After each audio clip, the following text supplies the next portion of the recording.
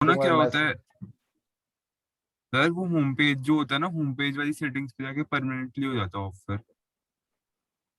चलो एक बार कर दूंगा मैं। हाँ सर। अभी मैंने कर दिया है, अगर कोई बीच में भी आता है तो शायद नहीं होना चाहिए सिक्योरिटी में। वेटिंग रूम डिसेबल कर दिया मैंने।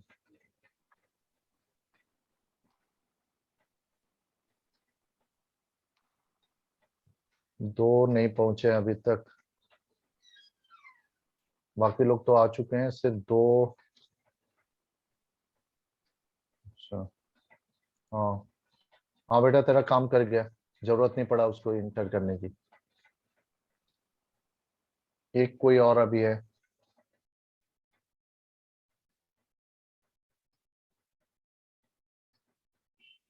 हाँ वेटिंग वाला वो फंडा जो है वो क्लियर हो गया मेरा। मैं उसको अब देखता हूँ होम पेज पर कर दूंगा या फिर गूगल पे करेंगे। Yes sir.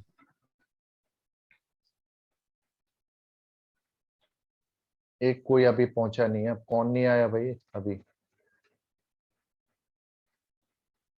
सूरज ने तो ज्वाइन कर लिया है।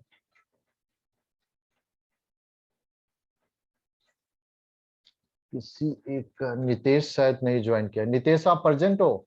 दिख तो नहीं रहा है। नहीं सर, वो नहीं है मीटिंग में। अभी नहीं आया हुआ है मीटिंग में। ये एक बड़ा इसमें ब्रेकिंग वाला जो है ना, चलो देखते हैं, अभी नेक्स्ट टाइम मैं आपको बता दूंगा। सर प्रांजलि आपने जो ज्वाइन कर लिया है? जी सर। हाँ बोलो बेटा। सर, ये जो टी जेड स्क्वायर वाला था हाँ हाँ। सर, ये ऊपर सर इसमें एक्सिस की मार्किंग क्या होगी? किसके बेटा? सर ये जो किसके टी बोल रहे जेड हो? है, T D Z Z square. Square में, डी जेड स्क्वायर में याद रखना है कि all D orbital have double dumbbell set accept D Z square which have only one dumbbell, because जिसका सेकंड जो डम्बल होता है ना, वह सर्कल सर्कल फॉर्म में लूप बना लेता है। ठीक है, मतलब वो एग्जैक्ट डम्बल नहीं होता, सर्कुलर लूप बन जाता है। सर कौन से एक्सिस में बनता है लूप? लूप एक्स वाई वाला जो है ना, ये पूरा जेट के अराउंड हो जाता है। जैसे होता है ना मून सन के, मून जो अर्थ के अराउंड घूम रहा है, उसी तरह से ये पूरी लूपिंग हो जाती है, जैसे मैंने ड्रॉ किया हुआ है ना। अब ये एक्सेस बनी जेट के ही अलोंग होता है ये। ठीक है। ठीक है, जेट के ही अलोंग होता है।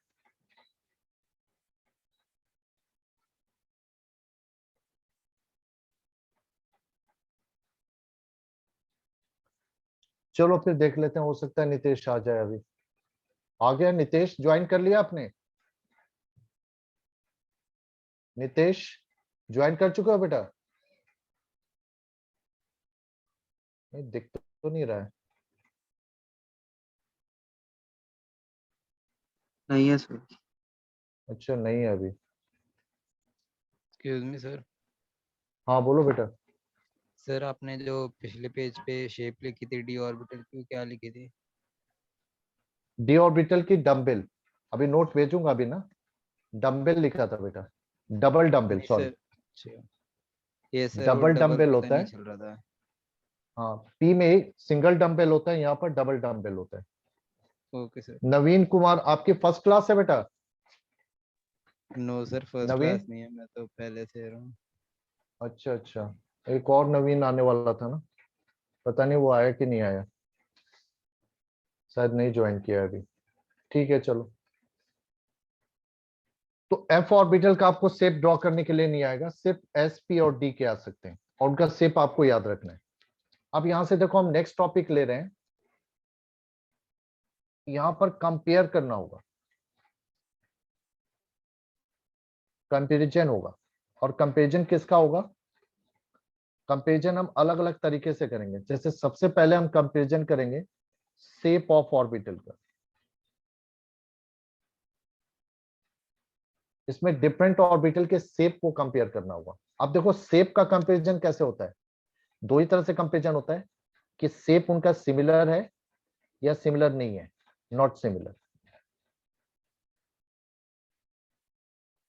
यानी डिसिमिलर शेप। तो शेप के कंपेयर में आपको सिर्फ दो ही पॉइंट बताने हैं कि whether the given to orbital have same shape और दे आर डिफरेंट शेप। अब ये कंपेयर हम कैसे करेंगे? Again by using the quantum number. ठीक है, क्योंकि दो ऑर्बिटल जो आपको दिए जाएंगे या तो उनके शेप सिमिलर होंगे या उनके डिफरेंट शेप होंगे, और ये आप कंपेयर कैसे करोगे? On basis of their azimuthal quantum number value, L value से। ठीक है, अब ये कैसे होगा कि if they have same value of L, same value of L, तो इट मींस कि they have similar shape.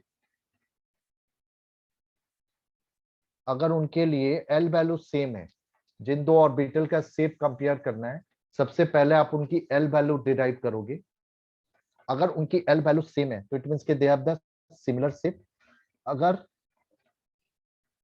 If they have different value of L, अगर उनकी एल वैल्यू डिफरेंट है तो इट मींस कि they have the different shape. फिर उनके shape same नहीं है, वो डिफरेंट शेप। ठीक है बेटा, क्लियर हो गया पॉइंट कैसे कंपेयर करना है? अब जैसे मान लो आपको कंपेयर करने के लिए दिया गया है, और ये कंपेयर दिया गया है कि is 2s and 2p are similar. Similar का मतलब आपको बताना है कि शेप इनका सिमिलर है कि नहीं। आपको क्या करना है? दोनों के लिए एल वैल्यू डिराइव करो। एल वैल्यू किससे डिराइव होती है? उसके अल्फाबेट नेम से। अब आपको पता है, क्योंकि एन वैल्यू तो वैसे भी इनकी शेप है, सेम है, बट एन से नहीं एल से करना है। तो अल्फाबेट जो एस दिया हुआ है और पी दिया हुआ है, इसके कॉरस्पॉन्डिंग एल की न्यूमेरिक वैल्यू लो। तो एस के लिए एल की वैल्यू क्या होती है? 0, और पी के लिए एल की वैल्यू क्या होती है? 1। अब यहीं पे देखो एल वैल्यू डिफरेंट है, तो उसका मतलब ये सिमिलर नहीं है, they are not similar in shape, ये सिमिलर शेप के नहीं होंगे। क्लियर है बेटा?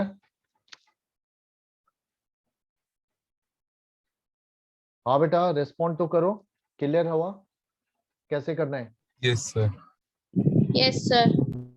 ओके सर अब हाँ बोलो बेटा। सर ऐसे तो अगर कोई भी डिफरेंट ऑर्बिटल्स हम लोग ले ले तो उन सब हाँ की नो शेप भी बोलो, सिमिलर नहीं होगी। किसकी? 2s और 2p का? अगर अगर नहीं सर, अगर हमने कोई भी ऐसा मतलब डिफरेंट ऑर्बिटल ले लिया, कोई हाँ भी मतलब एस ले लिया, डी ले लिया, एस की जगह एस और पी ले लिया, एस और डी ले लिया, तो उनके तो शेप कभी भी सिमिलर नहीं हो पाएगी। बिल्कुल सिमिलर नहीं होंगे, क्योंकि एस स्फेरिकल है, पी आपका डंबल है, बिल्कुल सही है। Yes sir. बट ये कि यहाँ पर हमें उसको लॉजिकली बताना है ना, तो लॉजिकली हम कैसे बताएंगे? यहाँ पर हमें ड्रॉ नहीं करना है, हमें सिर्फ ये बताना है कि कैसे आप डिसाइड कर रहे हो। हमें यहाँ पर दोनों की एल की वैल्यू लेके। एल के वैल्यू पर, तो वही तो मैं बता रहा हूं कि लॉजिकली हमें इसको आंसर देना है। अब जैसे ये आपको दिया गया कि is 2s and 3s are similar और नॉट सिमिलर। अब यहाँ पर मैंने क्या बताया कि शेप को अगर हमें सिमिलर डिसिमिलर देखना है तो उसकी एल वैल्यू डिराइव करो, और एल वैल्यू हमेशा अल्फाबेट से आएगी। एस है तो ये भी 0, यहाँ पर भी 0, इन दोनों की देखो एल वैल्यू सेम है, तो इसका मतलब they are similar in shape, similar in shape, shape इन दोनों के सिमिलर है। क्लियर है बेटा? क्लियर हो गया ये कैसे आप कंपेयर करोगे शेप को?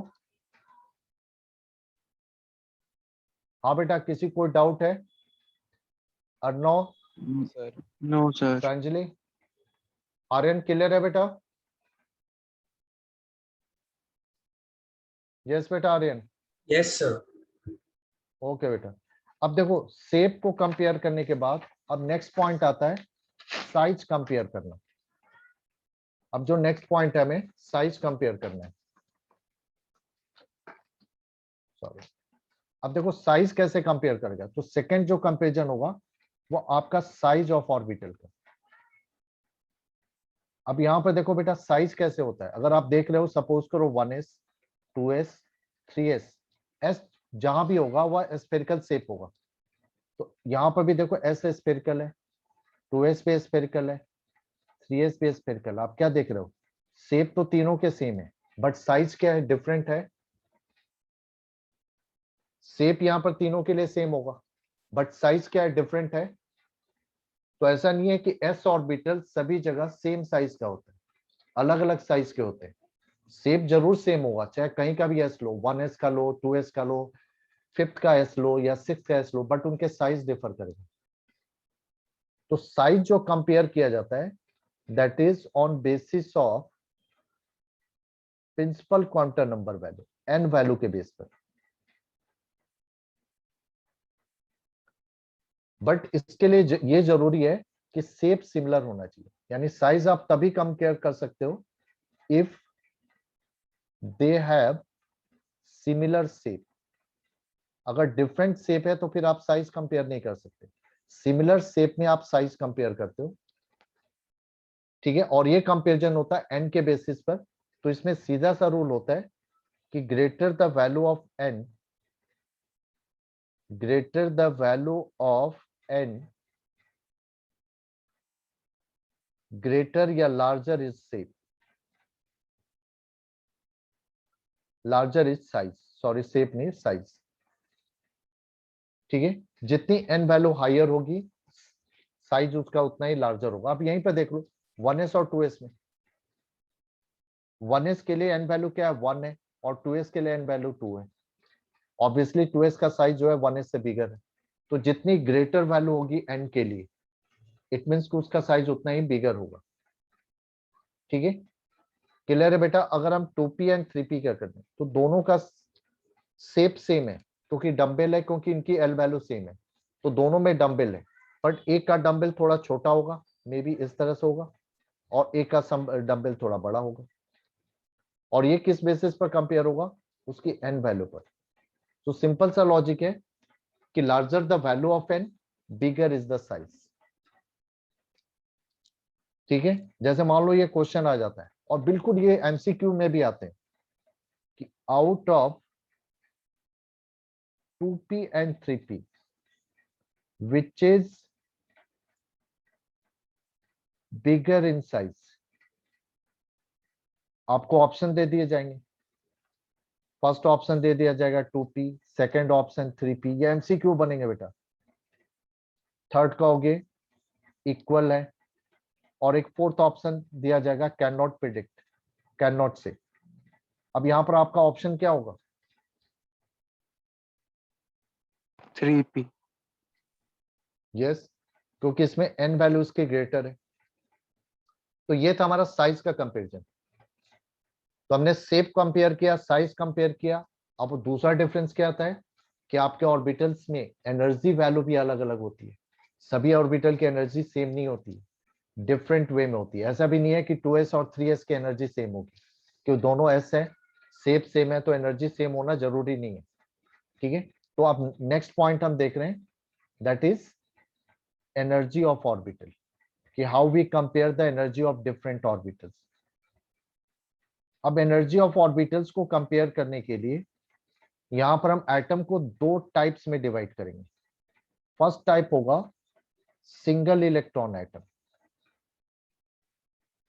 सिंगल इलेक्ट्रॉन एटम जो आपने बोर मॉडल पढ़ा था, ठीक है, दैट इज हाइड्रोजन लाइक, क्योंकि हाइड्रोजन में एक ही इलेक्ट्रॉन है।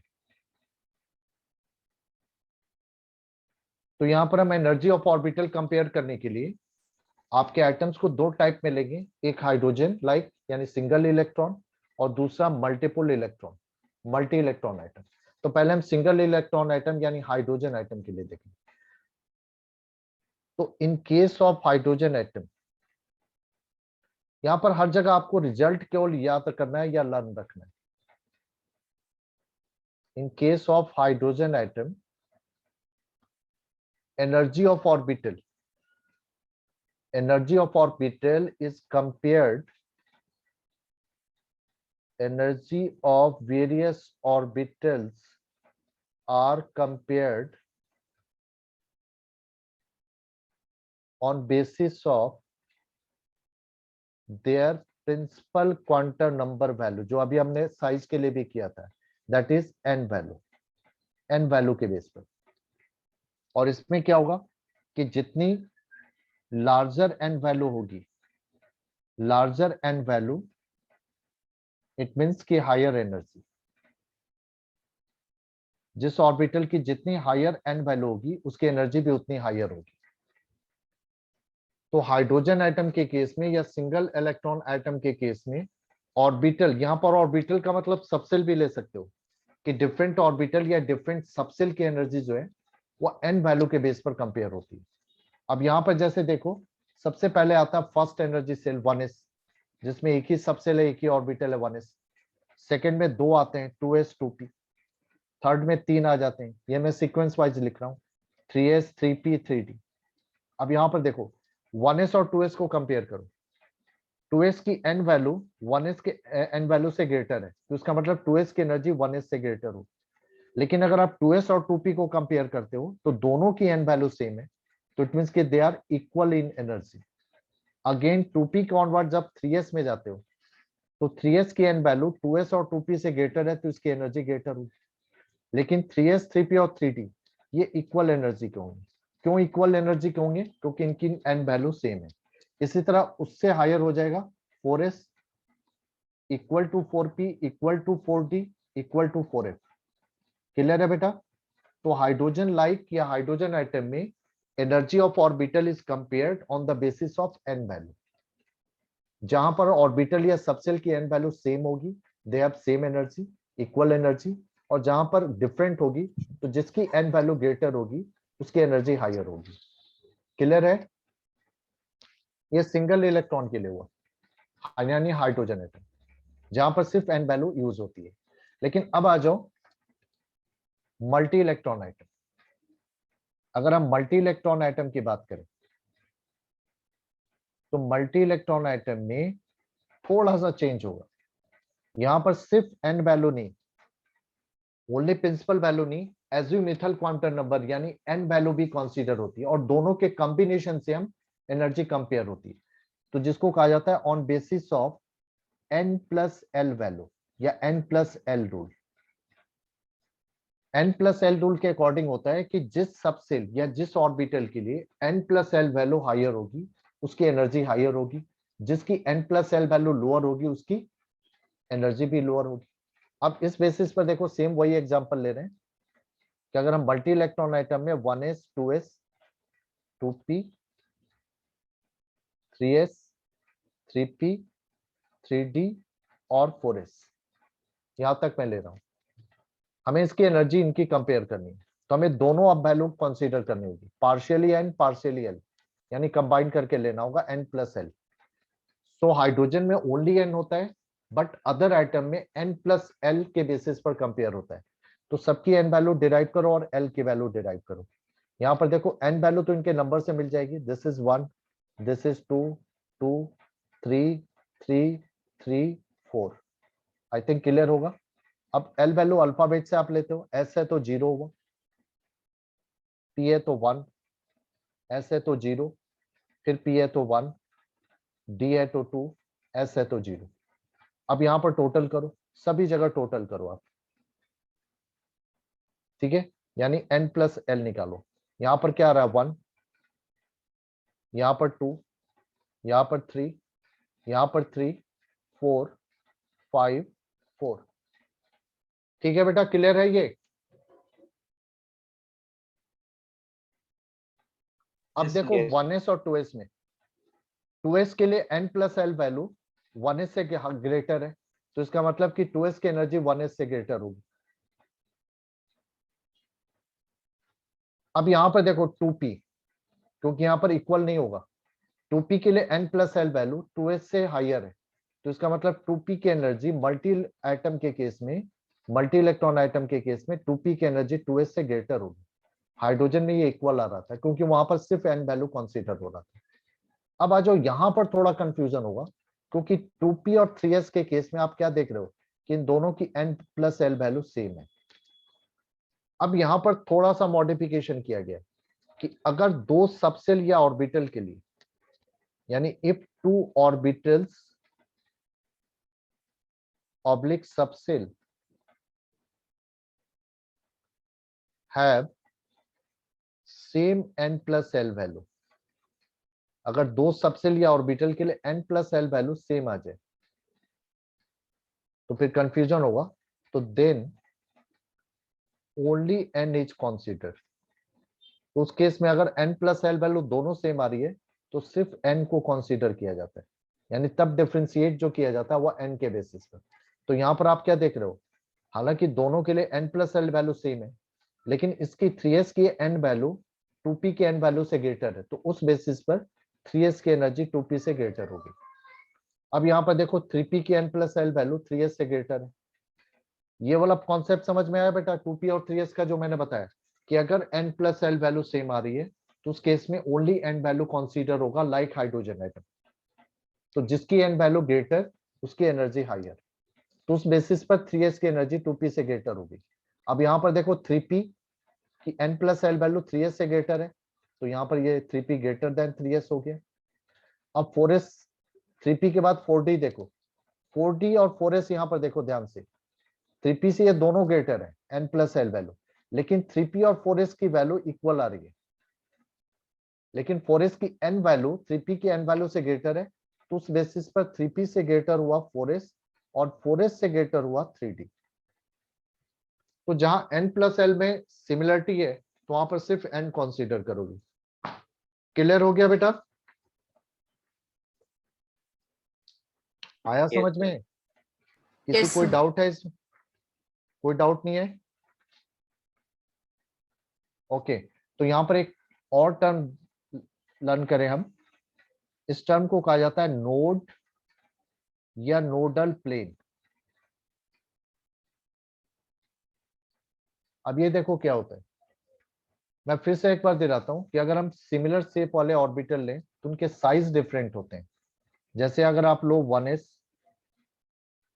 ध्यान से देखना, ये मैंने इसकी इलेक्ट्रॉन प्रोबेबिलिटी डेंसिटी ली है। 2s थोड़ा सा बड़ा होगा, शेप वही रहेगा, लेकिन यहाँ पर क्या देखोगे आप कि यहाँ पर डेंसिटी जो है विद इन द ऑर्बिटल भी सेम नहीं है, थोड़ा ड्राइंग में डिफरेंस हो सकता है। आप क्या देखोगे कि यहाँ पर डेंसिटी दो पार्ट में डिवाइडेड है, बीच में एक व्हाइटिश पार्ट आ रहा है, व्हाइट का मतलब कि यहाँ पर डेंसिटी 0 है। 3s में आओ, और भी बड़ा साइज होगा इसका, शेप वही होगा, लेकिन यहाँ पर डेंसिटी जो होगा 3 पार्ट में डिवाइडेड होगी। दिखाने में थोड़ा शेप आप बुक में देखोगे आपको मिल जाएगा। यहाँ पर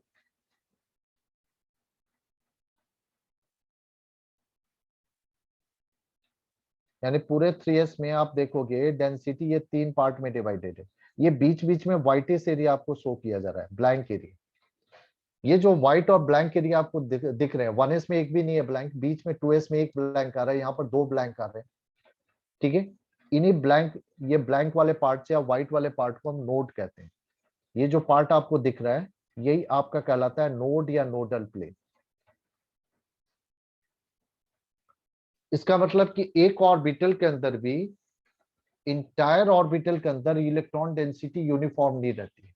कुछ ऐसी जगह होती है विद इन द ऑर्बिटल भी जहां पर इलेक्ट्रॉन डेंसिटी नलिफाई हो जाती है, 0 हो जाती है। तो ऐसे प्लेस या रीजन को हम नोड या नोडल प्लेन कहते हैं ऑर्बिटल के लिए। ठीक है, तो इसको हम लोग डिफाइन क्या करते हैं कि the intermediate region, the intermediate region within orbital where electron density, probability of electron density भी लिख सकते हो, is 0।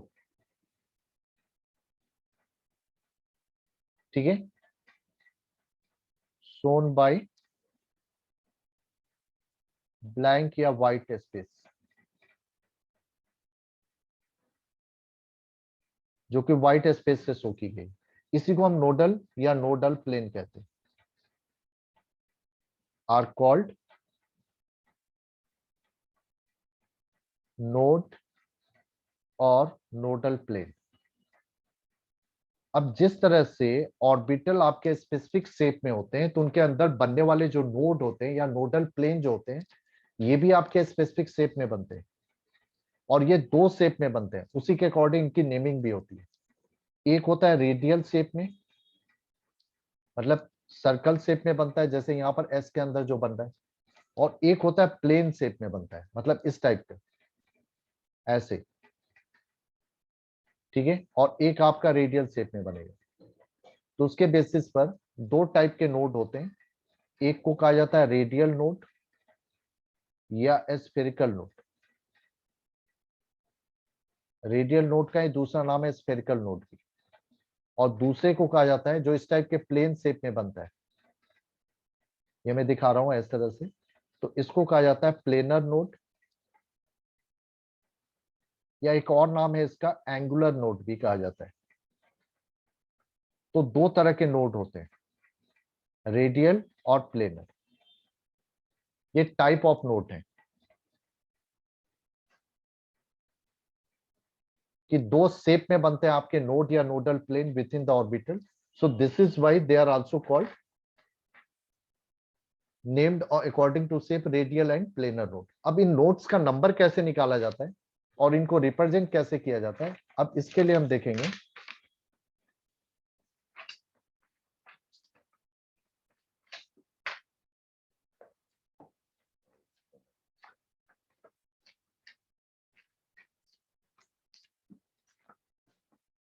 तो सबसे पहले देखो आप, जो हम टाइप ऑफ नोड्स ले रहे हैं या टाइप ऑफ नोडल प्लेन, इसमें सबसे पहला है आपका रेडियल नोड, रेडियल या स्फेरिकल नोड। अब इनको भी क्वांटम नंबर के थ्रू आप कैलकुलेट कर सकते हो। रेडियल या स्फेरिकल नोड का जो नंबर होता है ये कैलकुलेट होता है इस फॉर्मूला से, यहां से number of radial nodes is equal to होगा, जिस भी ऑर्बिटल के लिए आप कैलकुलेट कर रहे हो उसकी n value minus l value -1, ये फॉर्मूला होगा, ठीक है। और एंगुलर नोड के लिए, एंगुलर या प्लेनर नोड का कैलकुलेशन करने के लिए यहां पर ये फॉर्मूला हम लगाते हैं कि this is equal to l value होता है, नंबर ऑफ एंगुलर या प्लेनर नोड जो होगा वो इक्वल टू l होगा। तो इस बेसिस पर टोटल नोड्स कितने आएंगे, n minus radial node plus planar node, इसमें से l कैंसिल हो गया, this will coming as a n-1। अब जैसे मान लो आपसे पूछा गया कि हाउ मेनी नोड्स या nodal planes are in 3s, ये क्वेश्चन है देखो बेटा कि 3s में कितने नोड्स होंगे। टोटल नोड्स किससे निकालते हैं, n-1 फॉर्मूला से, और अगर हमें बाइफरकेट करके नोड बताना है रेडियल या एंगुलर तो आप ऊपर वाले फॉर्मूले यूज करो। यहां पर हमें टोटल नोड बताना है, तो टोटल नंबर ऑफ नोड्स कैसे निकालते हो, तो नंबर ऑफ नोड्स हो जाता है n-1। अब 3s के लिए n वैल्यू आपकी 3 है क्योंकि इसका नंबर दिया हुआ है, तो इसलिए नंबर ऑफ नोड्स क्या हो जाएगा बेटा, नंबर ऑफ नोड्स हो जाएगा 3 - 1 दैट इज 2। क्लियर है बेटा? यस यस बेटा, क्लियर है सबको? Yes sir. तो इस तरह से नोड का नंबर निकालोगे आप, ठीक है। तो नंबर ऑफ नोड जब भी निकालना होगा, अब ये देख लेना अगर पूछ रहा है रेडियल या प्लेनर नोड, अगर सपोज करो कि यहाँ पर मुझे बाइफरकेट करके बताना है, तो यहाँ पर देखो फॉर 3s के लिए अगेन मैं अलग अलग कर रहा हूँ। अगर मैं रेडियल नोड का नंबर निकालना हूँ तो रेडियल नोड क्या होता है, n-l-1। अब देखो 3s के लिए n वैल्यू 3, l वैल्यू 0, -1 कितना आ गया 2, रेडियल नोड 2 होंगे। और अगर हम प्लेनर नोड निकालें तो प्लेनर नोड यहाँ पर l होता है, l इक्वल टू 0, 0 का मतलब एब्सेंट लेना है, इसका मतलब प्लेनर नोड यहाँ एब्सेंट है, ओनली रेडियल नोड से। तो s ऑर्बिटल में मेनली आपके रेडियल नोड ही होते हैं। वहां पर प्लेनर नोड एब्सेंट होता है। बट अगर आप पी डी वगैरह ले रहे हो तो वहां हो सकता है कुछ जगह पर रेडियल नोड भी मिल जाए। ठीक है, अब यहीं पे देखो, अगर हम फॉर 2p के लिए निकाल रहे हैं, अब 2p में भी आपको स्पेसिफाई करना पड़ेगा कि 2p के लिए अगर निकालना है तो 2p के लिए देखो आपकी n वैल्यू क्या है 2, l वैल्यू 1 है। ठीक है, अगर टोटल नोड निकाल रहे हो तो टोटल नोड यहां पर आएगा n minus 1, that is 2 minus 1, that is एक ही नोड है यहाँ पर। अलग अलग करके निकालो, अगर हम रेडियल नोड निकाल रहे हैं सो this is 2 minus 1 minus 1, that is 0। यहाँ पर रेडियल नोड एब्सेंट है। लेकिन अगर आप प्लेनर नोड निकाल रहे हो so this is equal to हो गया 1। तो यहाँ पर एक ही नोड है और वो आपका प्लेनर नोड है। लेकिन अगर हम इस प्लेनर नोड का नेम पूछा जाए, जैसे ये क्वेश्चन भी आया हुआ था, ये क्वेश्चन है बेटा, थोड़ा सा एडवांस भी जान लो कि name the nodal plane, name the nodal plane in 2px 2py and 2pz। यहाँ पर देखो एक ही नोड है आपका, और ये नोड कहां पर है, जैसे आप x ले रहे हो, 2px का ही मैं ड्रॉ दिखा रहा हूं। तो 2px का मतलब कि जहां पर ऑर्बिटल का शेप क्या है, डंबल है, मतलब यहाँ पर electron density along the x axis है, और ये ओरिजिन से स्टार्ट होता है। ओरिजिन से ये जैसे जैसे प्रोग्रेस करते हो ये आपका इंक्रीज होता है और फिर ये डिक्रीज होकर ये 0 हो जाता है। तो ये आपका देखो डंबल शेप बना, ये अलोंग द एक्स एक्सिस पर। इसके परपेंडिकुलर में आपके एक्स कौन से एक्सेस हैं, वाई और जेड। अब यहां पर जो प्लेन हो रहा है वह प्लेन वाई और जेड को कवर कर रहा है, ध्यान देना, क्योंकि आप प्लेन जो लोगे यहां पर डेंसिटी 0 हो रही है, मतलब यहां पर आपका प्लेनर नोड आएगा इस तरह से। अगर मैं इसको अलग दिखाऊं तो ये कुछ इस तरह से डिजाइन बनेगी। ठीक है, ये एक्स एक्सेस हो गया इधर से, और ये दूसरी तरफ इधर से आ रहा है, ये आपका एक्स एक्सिस का डायरेक्शन है। तो यहाँ पर ये जो दोनों प्लेन जा रहे हैं वह वाई और जेड के डायरेक्शन में जा रहे हैं। तो यानी यहाँ पर जो प्लेनर नोड है जहां पर इलेक्ट्रॉन डेंसिटी आपकी 0 हो रही है, और ये कहाँ हो रही है, जहां पर डंबल का ओरिजिन पॉइंट है। ठीक है, तो इसका नाम क्या होगा, चूंकि आपका प्लेन वाई और जेड को कवर कर रहा है तो इसका नाम होगा वाई जेड प्लेन। तो name of nodal plane in 2px होगा वाई जेड। और उसी तरह सेम पैटर्न पे देखो 2py में आपके डंबल वाई एक्सिस पर है, तो आपका नोडल प्लेन जो होगा वह कवर करेगा एक्स और जेड प्लेन को, तो उसका नेम क्या होगा, एक्स जेड प्लेन। जो दो एक्सेस बच गए यानी वो प्लेन को कवर कर रहे हैं, नोडल प्लेन को। इसी तरह से 2pz, तो 2pz में आपका जो नोडल प्लेन होगा वो एक्स वाई को कवर करेगा, तो एक्स वाई प्लेन होगा। क्लियर है बेटा? तो ये भी एक बार आया हुआ था कि क्वेश्चन बताओ। सेम इसी तरह से अगर सपोज करो कि 3D में आपको बताने, 3D के लिए n वैल्यू 3, l वैल्यू 2 है। अगर हम रेडियल नोड निकालें तो रेडियल नोड क्या होता है, n minus l minus 1, this is देखो 3 माइनस 2 माइनस 1, यानी कितना हो गया, 0। 0। तो रेडियल नोड एब्सेंट हो गया। अब यहाँ पर प्लेनर नोड निकालो, प्लेनर नोड किस पर डिपेंड करता है, l वैल्यू पर, और l वैल्यू 2 है, इसका मतलब इसमें दो नोडल प्लेन होंगे, दो प्लेनर नोड होंगे, यानी दो प्लेन में ये प्लेनर नोड आपको बनेंगे। ड्रॉ नहीं करना होगा, सिर्फ थ्योरेटिकली आपको डिराइव करना होगा। ठीक है, तो ये कुछ क्वांटम नंबर और ऑर्बिटल से रिगार्डिंग चीज थी। इसके बाद हमें आप करना है इलेक्ट्रॉनिक कॉन्फ़िगरेशन, और ये भी दो तरह से करना है, subshell wise, orbital wise.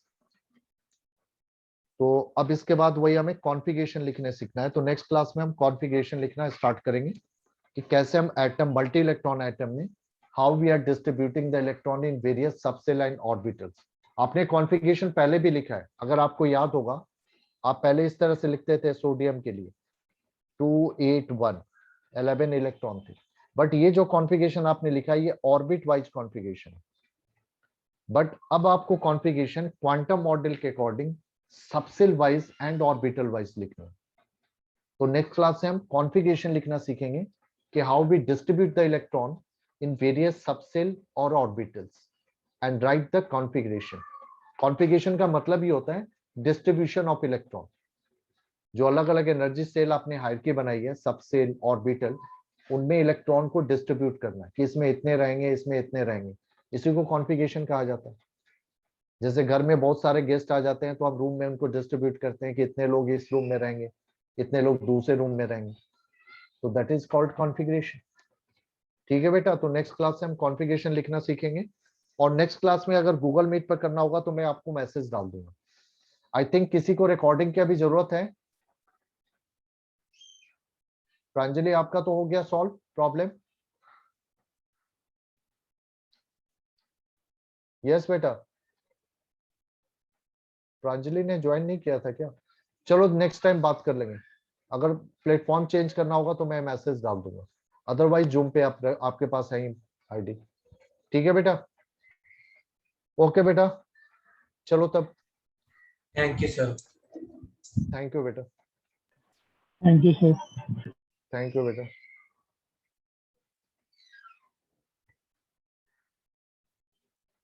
Excuse me sir. हाँ बोलो बेटा। सर का